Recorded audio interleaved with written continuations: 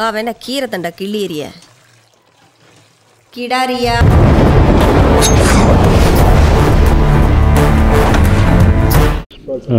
வணக்கம். கிடாரி நான் தயாரித்து நடிக்கிற படம். பிரசாத் முருகேசன் இயக்கியிருக்காரு. ஒளிப்பதிவு கதிர் பண்ணியிருக்காரு. தர்புகா சிவா புது இசையமைப்பாளர் அறிமுகப்படுத்தியிருக்கோம். நிக்கிலா மேல் ஹீரோயினாக பண்ணுறாங்க. வேலாராமூர்த்தி சார், மூராமசாமி சார், வசுமித்ரா எழுத்தாளர்கள் நடிச்சிருக்காங்க அந்த படத்தில்.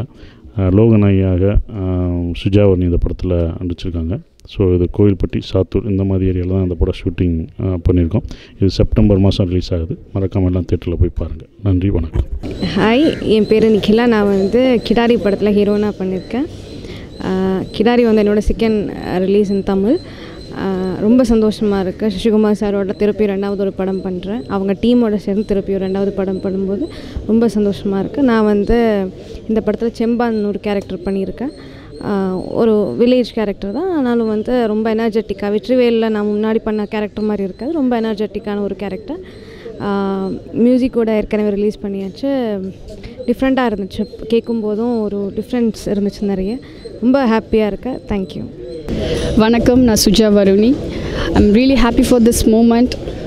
ரொம்ப நாளாக எதிர்பார்த்துட்டு இருந்த ஒரு விஷயம் இன்றைக்கி நடக்குது. கிடாரியோட ப்ரெஸ் மீட் போயிட்டுருக்கு. I'm so much very happy. ஏன்னா அந்த படம் ரொம்ப முக்கியமான படம் எனக்கு. இந்த படத்தில் லோகநாயகி அப்படின்ற ஒரு ரோல் பண்ணியிருக்கேன்.